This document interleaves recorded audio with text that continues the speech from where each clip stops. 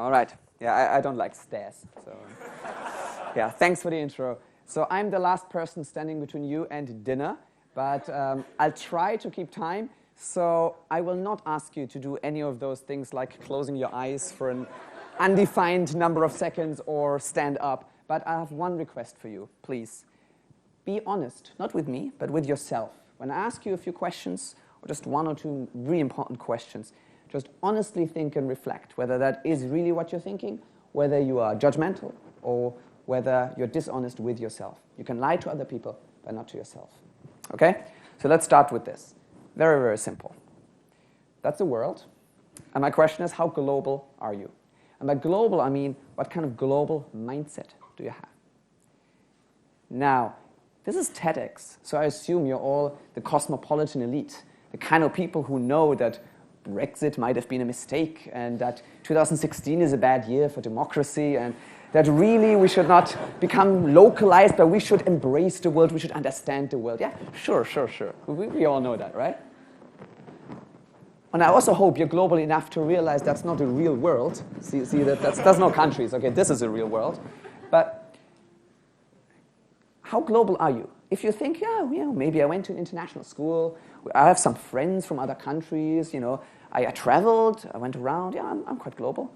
It is a daunting task. There are lots of people in this world, a lot of countries. Even if you think, oh yeah, I've traveled to like 20 countries, good luck, there are more than 200, depends how you count.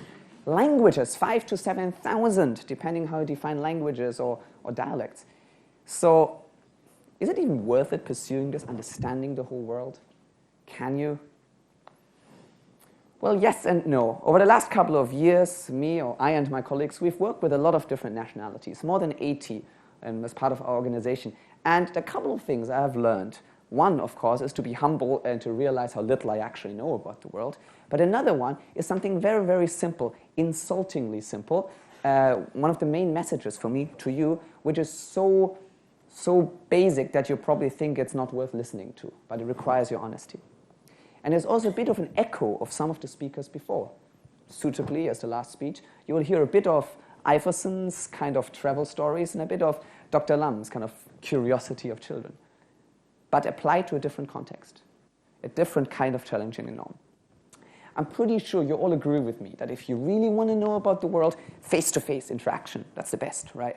Like talking to someone really, and I'm sure you've all done this, whether it's with exchange students, or maybe you are an exchange student, or you have gone on exchange, you've met people, and you're like, yeah, where you're from? Interesting, cool. Yeah, you learn about the world, yeah, face-to-face. But there are a few problems with that. Number one is that could mean many things. You can face someone and still not get anything out of it. Or number two, you could be a very shy person. And that's the part where maybe I put a bit of Jamie inside, because some people are shy, some people have lack of confidence. When you're young, you're not. When I was young, I was quite confident. Maybe that's my parents' fault, I don't know. But then as I grew older, just like what Jamie is explaining before, when I grew older, I started to lose my confidence. 6 years old, you see I'm already getting there like, oh God, the world is scary. Then 12, 13 years old, and yes, I know what you're thinking. So, teenage years, like close to graduation, my hair started to grow, and that's never a good sign. So you can see the teenage awkwardness in there, and even when I went to university. Yeah, exactly. Even when I went to university, a pretty global university with people from all around the world, I was somehow not getting that much out of it because I had awkward conversations. I tried to turn them better. I tried to adhere to all the etiquette of good small talk and good conversations. But the more I did this, the less I felt I learned about the world, which is really, really weird. What happened? Now, as we heard from the MC, I'm weird and I'm proud of it. I'm shameless. The people who know me know that I can shave on the streets and not care what other people look at me. Yeah. But what happened? So it's not just that magically I got confident, and it's not just something I can teach you, but there's something else. I realized that trying so hard to have this kind of proper small talk was really, really counterproductive. In fact, there's another way how you can become so much more, not just confident, because my talk is not about confidence, but it's about being global. Now comes the Iverson part. I love traveling. The first time I went out was in India, and I realized how much I learned from nothing just by talking to people in India. Traveling brings you in weird situations, random Indian dude. Hey, where you from? Ah, Germany. Ah, Hitler. And I'm like, yeah, right. But then it's like, is that all you know? But okay, so how much do you know about India? Gandhi. So, okay, that's like the worst comparison ever. And I'm not even trying. But the thing is, like, from this not very academic discussion, I started to learn so much about the country. Not from reading a travel guide or reading a book. From some very basic conversation with extreme communication problems. I was 17 years old. Half of these words I couldn't understand because I was not used to the Indian accent. Some of you might be aware of this. A few years later, I traveled some more. In Thailand, I realized this was when this guy was just ousted from government. Thaksin, most wanted for crimes against the kingdom of Thailand. It's like, oh yeah, I heard of this. I took a photo. I read something on the news. There was some kind of prime minister or something and got ousted. But it didn't mean much to me until I had a kind of a road trip. There was supposed to be a 3-day car sharing, and it turned to a 3-hour car sharing, and turned into a 3-day road trip with a car that kept breaking down, ending in a slum in Bangkok, where I spent a night without proper walls and electricity and water, and people who couldn't understand me. I had the worst, most spicy mango salad in my life, which isn't a salad, by the way. It's ridiculous. But I also realized that when I showed this photo to those grandparents of that family, they started passionately arguing and talking and pointing at this guy. And I was like, what's going on? And then desperate grandchildren in really bad English tried to explain to me how this guy used to give free rice to some of the supporters in the countryside and subsidizing the farmers. And this grandmother's family comes from this background, and she was defending him, whereas the grandfather was like angry because his family was like a Chinese Thai family from Bangkok. And wow, within this conversation with limited English, I learned so much more about Thai politics and history than I could have by reading an entire book, autobiography. Or that time in Russia, in Siberia, when my sister and me got stuck in the countryside, in Siberia, hundreds of miles out of civilization near at Lake Baikal, where a fishing boat was supposed to pick us up the next day after camping didn't. And then we kind of got saved and picked up by the Russian military. And then they took us on a boat for one day. They had to do a military exercise, which turned out to be barbecue chicken and vodka and beer, including for breakfast, including the captain driving the ship. So, I couldn't have dreamt that up in some kind of a cliche Cold War movie. But and they spoke pretty much zero English. The only English sentence was like, Russian military, better than American military. And I'm pretty sure they did understand that we're not Americans, but who knows. The thing is, though, we started playing silly games, talking about saying city names that start with a certain letter in the alphabet. I'm pretty sure at some point he was just making up Russian cities and I was making up German cities and just playing or jumping into the ice-cold lake and doing some swimming. Through these weird interactions, again, I learned so much more about what the military in Russia is like. Of course, it's not representative, okay? Any Russians in there, I apologize. But that's just a personal experience. And then I realized something really important. Back at university, back on campus, so global, so many interactions, so many people, and somehow I learned so much less about the world. Even though communication wasn't the problem. Well, maybe it was, but we all spoke English. And those travel experiences, there was no English or hardly any, and I learned more. Why is that? The main thing that I realized, and the main thing I want to put into your heads before you have dinner, maybe even during dinner, is that I believe most people in cross-cultural small talk have to walk. It's like walking on a mountain ridge when you walk along. You have to be careful not to fall down to the left or fall down to the right. You want to avoid this kind of slipping down you want to avoid basic embarrassment that you actually don't know anything about that other person's country. So, when I'm from a faraway country, you're like, interesting. Like pretending that you know very well where they're from. On the other hand, you also want to, let's say you meet someone from Kyrgyzstan. Not sure many of you have met people from Kyrgyzstan. And a conversation would go like this. Where are you from? Oh, Kyrgyzstan. Interesting. You don't want to say, sorry, I have no idea what that is. Can you eat that? Oh, that's a country. Okay, cool. Where? I have no idea. No. You want to say, interesting. Mm-hmm. Maybe you follow up which city? as if you knew any city there. Maybe the answer is like, Bishkek. I mean, the capital. Where else would I be from? There aren't that many cities. It's like, oh, yeah, right. Cool, yeah, Bishkek. And then some nodding, and And then maybe, so what brings you to Hong Kong or wherever you are? And then maybe a few minutes later, you talk about good restaurants in London or New York City because you want to show how much of a global citizen you are and how much you travel yourself and how much you know. And the conversation is going nowhere. You haven't learned anything about Kyrgyzstan. On the other hand, you also want to avoid like falling down the other side. You want to avoid talking too much and making assumptions because you don't want to be that inoffensive jerk who goes around like, Kyrgyzstan, oh, Stan, that sounds like Middle East. Do you have like ISIS or terrorists or something there? You know, you don't want to do that.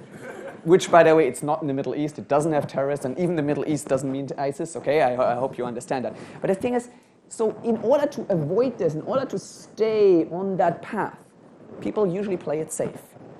Don't talk too little, don't show that you don't know anything, but also don't talk too much. So this is why most of the conversations are the interesting type of conversations. But then there's something totally different. That's the insultingly different thing. And you'll sense a theme there. And this is, Dr. Lam's kind of theme again. You want childish curiosity. You want to be this kind of child. And when I say child, again, people who know me know that I kind of hate children. So when I say child, I don't mean these annoying teenagers. I also don't mean this like crying devils who will never shut up. No. I mean this kind of 6 years old, 7, when they're really curious, they ask lots of why, but not just curiosity. There's one more thing. They think everything is awesome. They think everything is cool and interesting. And everything's like, wow. You see these eyes coming out, that's so cool. And you can impress them by making up lies and talking about how you live in a palace, and they're like, wow. But if you apply a little bit of this childish but also innocent curiosity, you can actually avoid all of those pitfalls. You don't need to fall down to your left and your right. You're going a different path. And you're safe because of this innocent curiosity. You can't really offend. And also, you don't need to worry about ignorance. You're like, wow, I don't know, tell me more. Let's say Kyrgyzstan. Oh, wow, that sounds cool. Like, what is that? Can you tell me more about it? Well, it's a country in Central Asia. Wow, like China? No, Central Asia. Wow, like where? Kazakhstan? Whatever. What does it look like when you look out of the window? Oh, lots of mountains. Oh, cool, mountains. I love mountains. It's like, tell me more. Like, what do you do in the mountains? Oh, maybe ride horses. You can ride a horse? Yeah, of course. Wow. When did you learn to ride a horse? Oh, when I was 6 years old. Wow. By the way, this might happen because as a good friend from Kyrgyzstan told me, like, most people learn riding horses when they're 6 to 8 to 9. Basically everyone, male and female. So it's like, cool, you ride horses in the city? No, we have buses. Oh, okay. So but you learn so much, and at the same time, you just like what Iverson said, you can be unarmed. You can throw away your shield and your mask. By being childish, you also, it doesn't matter if you're ignorant, because that's kind of the point. You learn so much. I want to highlight a few examples of inspiration that I really got from people that I admire for skills that I don't have. I wish I would be even more childish. There are two people, and one of them is even sitting in this room. That guy is called Jay. He's from Singapore originally.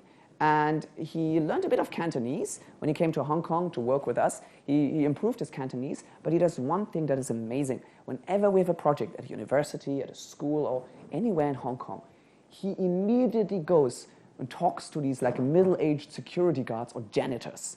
Always. And he comes immediately practicing his Cantonese and asking them whether they have eaten today and what's the best restaurant around here and whether they're warm enough because it's getting cold outside. And all these like middle-aged ladies, they're like, oh, this guy is so cute. No one really talks to us, and this guy keeps, oh, so nice. And he realized something that most of us, including a lot of Hong Kong staff, have long forgotten, is that janitors are usually the most powerful people in any institutions. And he keeps talking to them more than anyone else. And we get a lot of benefits this way, but also you learn so many things of almost lost stories. You've all taken ships, maybe Star Ferry in Hong Kong or other ships. Have you ever talked to the people driving the ship? Well, Jay has, and found out how this one guy, stays on the boat overnight so that he can take the new 6 o'clock ferry. That is pretty impressive. Another one, also working on my team, she's called Linka. She's from mainland China, and it's not that she's not aware of it, but she chooses to ignore, like a child, this kind of bad air that sometimes can be between mainland Chinese and Hong Kong, and this implicit discrimination, and just goes full out, enthusiastically, hey, so cool, nice to meet you, tell me more about yourself, and just starts talking to you. There's no dead air. She will talk to you, whether you want it or not. A moment recently was last summer. She flew to Sweden to visit another friend of ours, another colleague, and it was a 12-hour airplane flight. And these 12-hour flights, I feel 12 hours fine. I mean, I love flying, so I have to sit near the window so I can watch out, and it's all nice. But she's like, no, I don't care about the window. I want to sit in the middle seat. It's like, why? Because imagine 12 hours is amazing. You can talk to your seat neighbors for 12 hours, non-stop. And she was smiling and beaming. She really meant it. She was excited to have 12-hour conversations with her neighbors. All of us in the office felt sorry for those neighbors. But this is what I mean. Childlike, naive curiosity, passion. And this is the last one. There's actually nothing special. She's my girlfriend, and she would kill me if I mention other two people, but not her. So let's move on. So, before I finish, I can already feel, you might have some objections. You might think, wait a second. Maybe I'm still too shy, so I would love to, but I can't do this. But my answer would be exactly, if you're shy, this is the best tool you have. Because if you're shy, you don't need to stick to this awkward etiquette and protocol, and you don't have to worry about being judged. You can just be, oh, I'm a child, tell me more. And no matter how shy you are, you can do it. Just try it out. Maybe you think, come on, I'm a little bit too mature for this, and I know quite a bit about the world. I don't need to do this. I want to have more like adult conversations.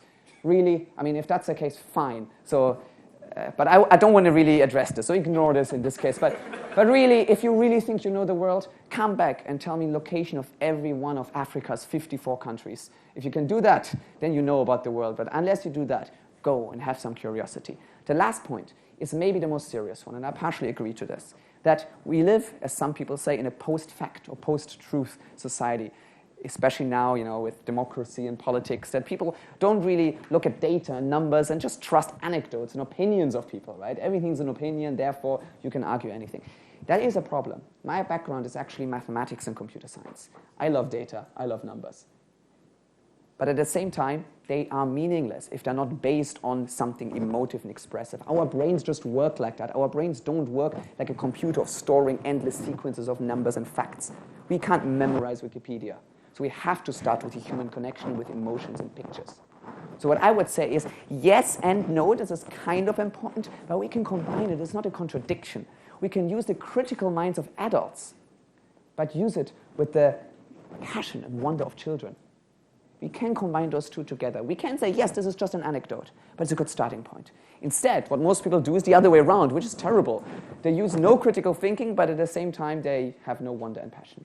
So please, use this wonder, use this passion. That's my main message for you. You can do that even during dinner. We in our organization do this as well. We think, just like as you know, traveling and life should be related. It's like life is like a book, and if you don't travel, it's like just reading the cover page. I'm sure you've seen this floating around Facebook. But the thing is, of course, we can't bring everyone to the world, and the premise of our organization and our business is actually quite simple. We can, there should be an animation, we cannot bring people out to the world, but we can bring the world back to people. This is why we decided to have a school for global citizens. That's what we're doing in Hong Kong with universities and secondary schools. This is why we've interacted with so many nationalities and why we want to be more children, more curious to do things. So that's what I'd like you to do. During dinner, or even just after this talk ends, pick someone from another country. Pick someone you have not met before and go like a child. Whoa, tell me more. Tell me what reminds me of your childhood. What do you smell when you wake up in the morning? What was the most frustrating thing about your mom and your dad? All those emotions, all those humanness extracted from people. Be a child and then think again. How global are you? How global do you want to be? Thank you.